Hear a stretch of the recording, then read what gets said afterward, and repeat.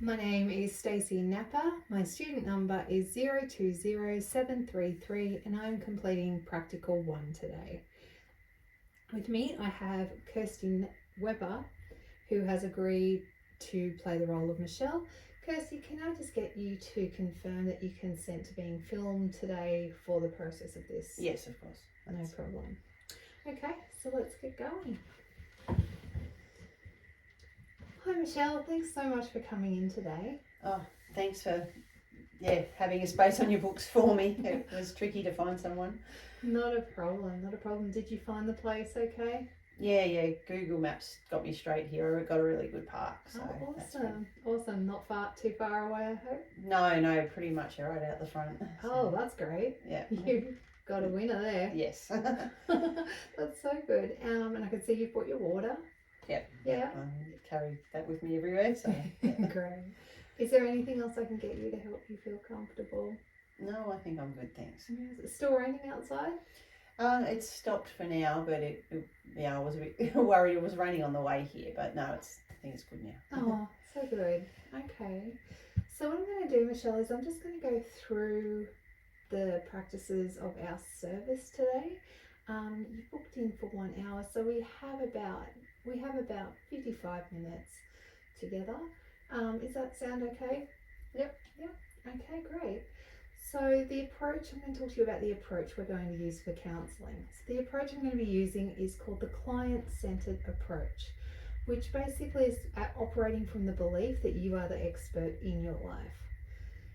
And my role is totally okay. Oh, it sounds like I don't feel anything but my life expert right now, which is kind of why I've sought out counselling, but I'm sure you'll tell me what that all means. Well, we believe that you have the desire and the capacity to grow towards what goals you've set in counselling today and in for future sessions.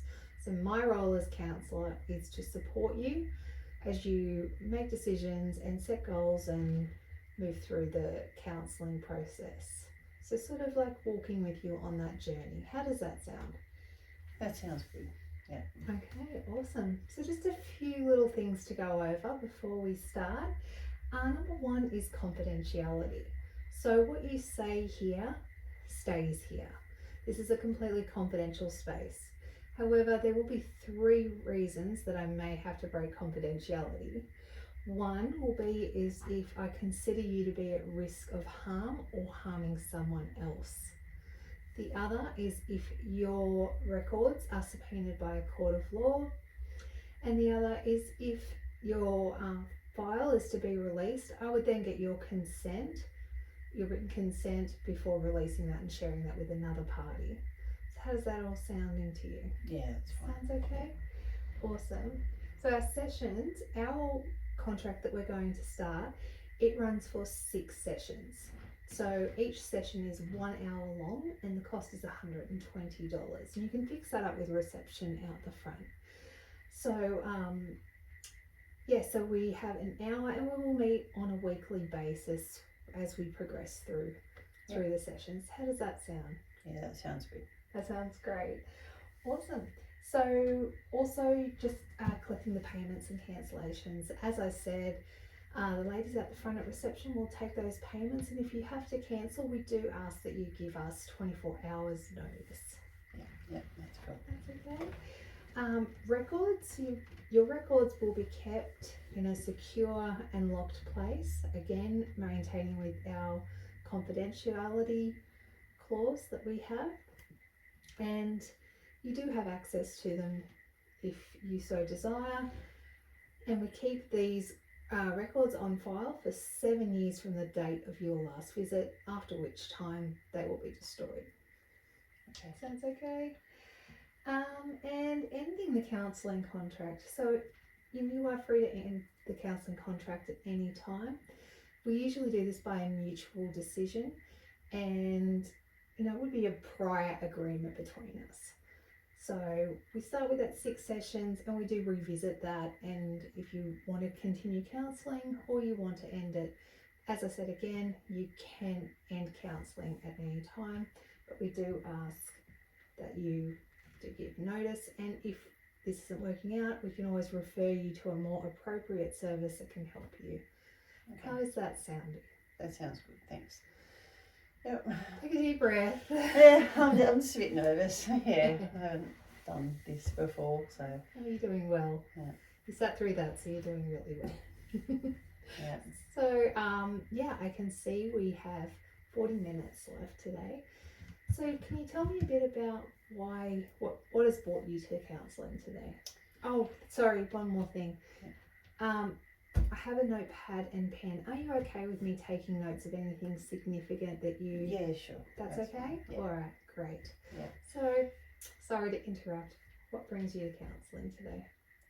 I'm just stressed. Like, life's busy, and like, I know everybody says, oh, they're a busy mum, but you know, like, my husband works really long hours. He's an architect, and so he's not really, you know, available to sort of help around the house much. And I've got 2 teenagers, and my God, teenagers are busy. And, you know, they've got sports to get dropped at and music lessons to get picked up from, and just all of that. And I work full time, and I'm an accountant, and I'm like an assistant in an accountancy place, but I want to move up, so I'm studying for my CPA. But so by the time I have like TAFE, study, work, kids, trying to keep the house in some sort of order, it's just a lot. Yeah, it does sound like you have a lot on your plate. Yeah, and I just sort of feel like there's something need to give, and I'm really focused on my study, and that's important to me. But could you tell me a little bit more about your study? Why is that important to you? Well, it'll give me options, because I think that with the study, like, once I'm qualified, I could apply for better jobs, or if I want to stay in the firm I'm at, I could like move up the ladder, and like have my own clients, and so on. Whereas now I'm kind of like an assistant level. Okay. So I mean, that'd give me more control about my work, and you know, I wouldn't have to feel stuck. Like right now, I feel like I need to keep that job in that particular firm, but it would be nice to feel like I had a bit more freedom, and I think the extra qualification would give me that. So I'm hearing that there's a lot of stress around the busyness in your life, and you're really wanting to be able to find some balance to be able to move through that course. Would I be hearing that right? Yeah, and like, I mean, life's been busy for years. I mean, the kids are like 15 and 17, like they're nearly adults, but just lately it just feels like it's just building up too high, and I've only got 2 weeks to decide whether or not I lock into the next semester. I've only got 2 units to finish my course, so I'm so close. But what a big achievement. But when I think about it, I just think if I just can that, it would make life simpler. But I know that's not what I want to do. So do you want to look at like what would be the pros of you continuing your study? Yeah, well, I would get paid a bit more as well. But yeah, mainly that the ability to either move up in my organisation or be a better looking candidate to apply for other jobs. Or, you know, eventually I could, you know, have my own, you know, business and just deal with clients directly. But you need the qual to do that. So more employment opportunities is at the heart of it, and being so close.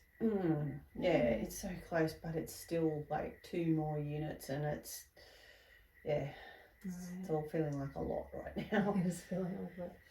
So I've heard you have identified that your husband's very busy, your kids are very busy. You're working. Are you working part-time or full-time? Full-time. Full-time work, and your study load is part-time, like at night. So tell me, how does that affect your day?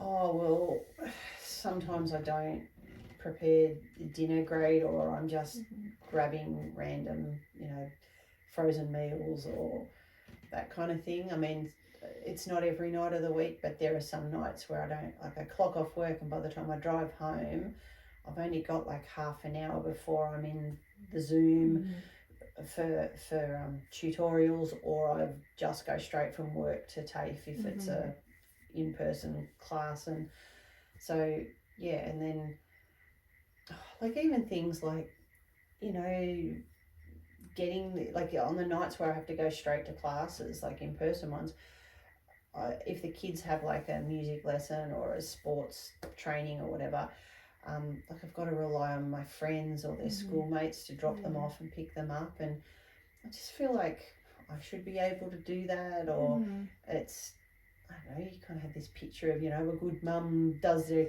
stuff for their own kids and not have to like rely on others. And you know, we don't kind of have any family in town, so it sort of feels like it's all on me.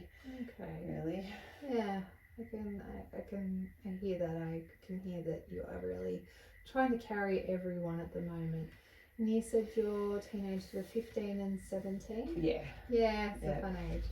Oh, they 1 minute they think they're 30 and the next minute they're like want to play Easter egg hunts or something, you know, and they're 8 again. So, yeah. Okay, so let's have a look at different ways that possibilities could happen to alleviate some of that pressure. You've identified just that rush of the day, the kids, the dinners, and the study becoming one big enmeshment. Would that be right? Yeah. Okay.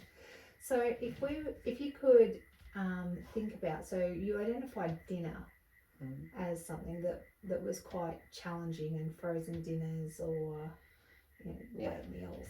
Can you think of anything that could help in that area?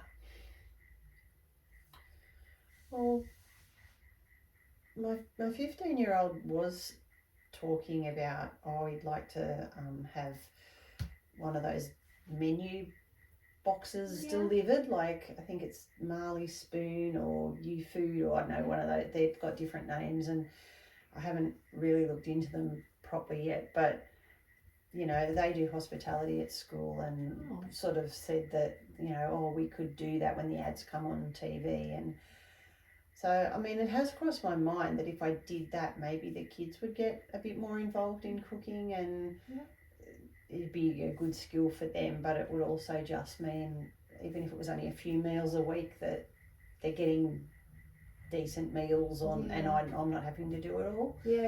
So that's going to alleviate one part of the stress for you, because essentially the shopping's done, the dinners have arrived. I didn't even think about that. Would mean some less supermarket trips. Yeah, that would be a good part of it. Okay. Yeah. So what would be any disadvantages you may be able to identify in that? Well, I mean, you don't know that teenagers always keep their motivation up. So, I mean, they might make, you know, last for a week and then not do it. But I guess that's the point of trying new things. But, I mean, the costs, they probably will cost a bit more, but like our wages aren't too bad at the moment. So I think that would be kind of okay.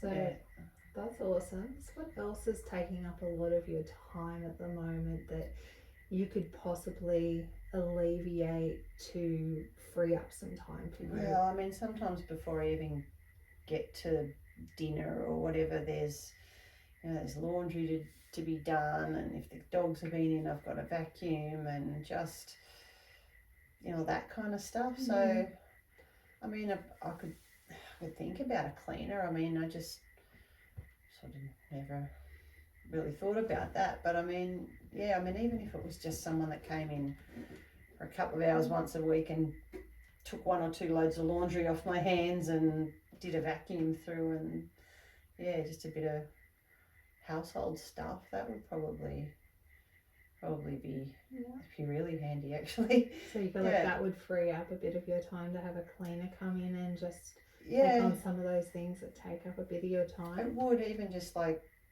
you know, to change the beds on that day that they came in or something. So, Yeah. you know, because it always takes forever either filling up the dryer or the waiting on the weather to like do sheets and bed changes and stuff. So, yeah, that could be a good one. Okay, can you think of anything? So when we're looking at that structure, I'm hearing that you're alleviating your cooking and shopping time a little bit by trialing to see if your kids are going to become chefs of the Weber house. Maybe. And getting a cleaner in would free up some of the stress and time as well. I'm wondering, is there any other way or area that that there could be something that could free up a few hours or a day for you? Could your husband do something on the weekend to allow you? He's pretty packed. I don't know how it would go down, but it did cross my mind maybe if my boss was like gave me some study leave, like even if it was unpaid, like if I just was able to claw back a 3 or 4 hour block, even if it was half a day, like once or twice a week, if I got to leave at lunchtime, that would I could use that to get, you know, my pre-study stuff in, because there's the live sessions that I just have to be there in their time, but you know, there's tasks and assignments to do. So by negotiating a little bit of leave time at work, it would allow you to get that work in a little bit and release a little bit more of the load. Like I mean, I could speak to HR and see what they say. Like, I guess, I mean, they're reasonably approachable. I guess if it's a no, it's a no, but it's not. They don't know until I ask. So in hearing these, what would be the disadvantage of that? Look, I wouldn't want them to think I was less committed to my work, or like, I mean, I told you that possibly if I had better quals, I might look at other agencies, but I don't want them to sort of think, oh, they're training to leave us.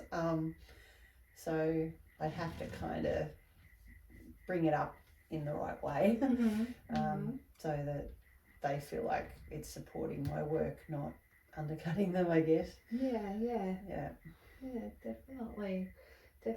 And the pros of that would be that it would be it would give me that time. Like, if I had, you know, a few hours once or twice a week just that I'd normally be at work, but to spend on working for me, like for study, that would that'd feel like a real gift, and I could sort of block that in to not just go home and go, oh, I've got time to clean a house, but to actually do my study. So these three things of finding a meal prep thing, I think you've mentioned Marley and Spoon and new foods for your kids to be able to do that, a cleaner to free up some time, and speaking with HR about navigating some time off dedicated to study. How does that feel for you? I mean, if I got a tick on all those three things, that would just, I'd feel like I'd had 2 more days in the week probably. Like, I didn't really, like, maybe they'd been in the back of my head, but I didn't, I don't know why I didn't think of like actioning them, but that would be great if I got that stuff together. Right. Awesome. So how do you feel like this is something you could act on? I need to try and act on.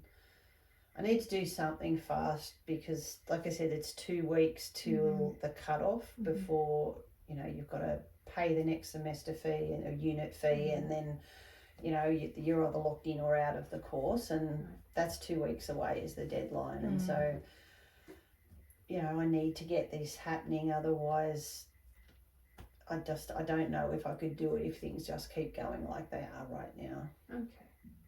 Okay, so the goals we're setting today are for the Marley and Spoon, a cleaner, and to speak with HR before our next appointment.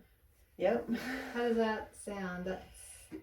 The HR one sounds the scariest because I don't know what they're going to say, but yeah, I think I can get onto the other two. I might even, look, the kids love Googling everything, so yeah. I'm sure if I sat down probably with both the teenagers and went, pick which meal mob does the, they like the recipes the best or something, they could probably work half of it out for me.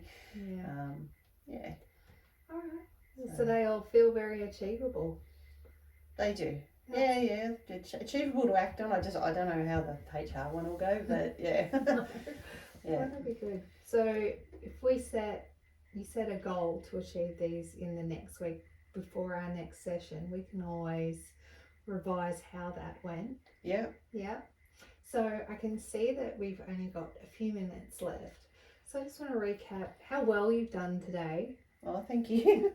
Not only finding the place in a park, but coming in and sharing, and really you did brainstorm some really great ideas to help achieving those things, that you're carving out some time and decreasing your stress load to be able to do that. So it well done. Seems more real now that I've said them to you, and I can see you've written them on your paper there, and I'm like, oh, I have like a to-do list. I can do that. It just, I don't know, feels a little bit more tangible than just ideas in my head that I obviously haven't acted on, before. Fantastic. Yeah. So we'll have an appointment in 1 week's time, and we'll just review how that's going, how the teenagers are travelling, and the cleaner, and how your talk with HR went. Yeah. And from there we'll look at also doing some stress management. If you're still feeling stressed, you can look at doing some different stress management that can just help you to stay less stressed. Yeah. Throughout the journey of finishing your last 2 units. Yeah. All right. No, that sounds good. But yeah, those things happen, and that'll definitely be a good chunk of my stress off, and then I'll just have to focus on the actual work I've got to do. Well, you've done fantastic in identifying those. Yeah, thank you. You just, I don't know, you made them come out of me. That's really helpful. Oh no, that's great. Yeah. Okay, so when you leave, if you just pop into reception and make an appointment for around about the same or whenever's convenient for you next week, and we can touch base then and see how it's all going for you. Awesome. Okay. Awesome. Thank you very much. Thanks so much, Michelle. Okay, ta.